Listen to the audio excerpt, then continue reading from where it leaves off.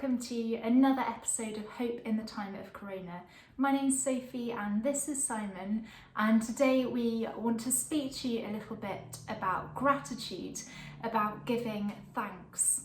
In 1 Thessalonians 5 it says, "Rejoice always, pray continually, give thanks in all circumstances, for this is God's will for you in Christ Jesus."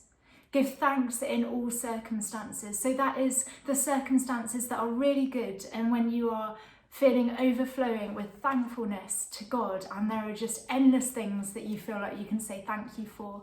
But it's also the circumstances which are harder, and when maybe you're finding it harder to recall those things that you are thankful for.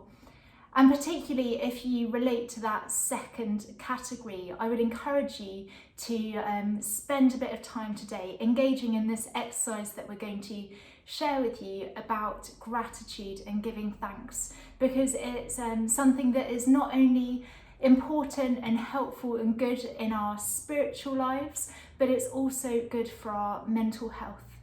So Simon is going to share a little bit about a book that he's read and an exercise in that book. Great, thanks, Soph. So this is a book I read probably a few years ago now. It's called The Perfectionism Book by Will Vanderhart and Rob Waller.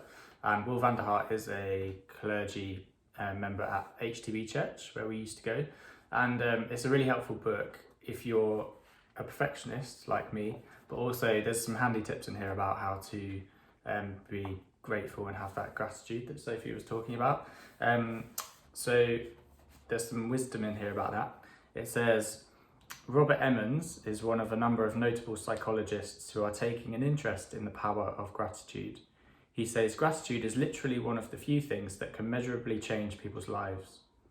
Recent psychological research has shown that gratitude improves emotional and mental health, increases the experience of positive emotions, and reduces destructive impulses.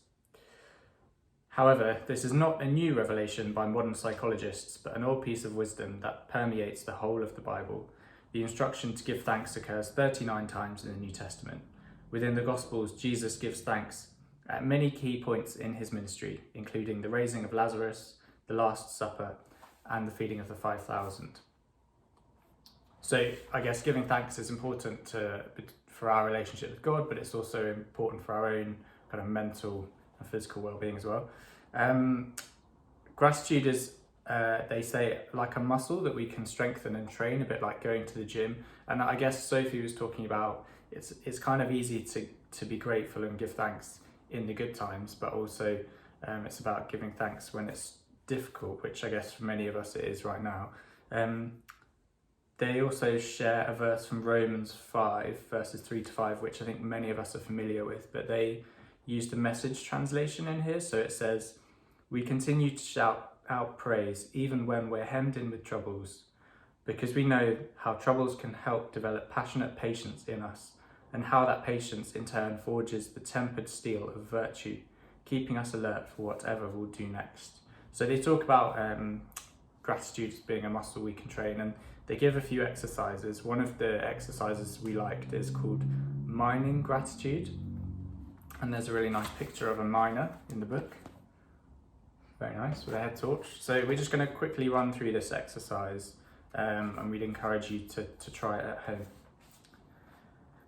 So mining gratitude. Bring to mind a situation that was difficult for you, or when you felt the outcomes were very dissatisfactory. Remind yourself of your feelings of deflation, frustration, and disappointment.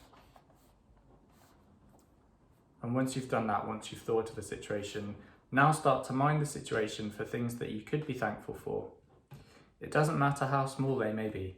Try to be attentive to the process, potential, and people, not just the outcome of the situation. It may help you to write down your findings down on a list. Like any mine, you can keep going back to see if you find a bit more, so do it for a few days in a row. So that's the mining for gratitude exercise. Brilliant. And it might be that this current situation that we find ourselves in is very live, and it might be that you want to switch maybe your way of thinking a little bit and remind yourselves of the things that we can be thankful for in our circumstances at the moment. Or it might be that another situation comes to mind from a previous experience. And it might be that there are a few that you want to try over the coming weeks. So we would encourage you to spend some time today, or when you have 20 minutes, half an hour, to just set aside some time and think about what you are grateful for, what you are thankful for in the circumstances that you find yourselves in. So that is everything from us. Have a great rest of your day. Thanks for watching. Bye.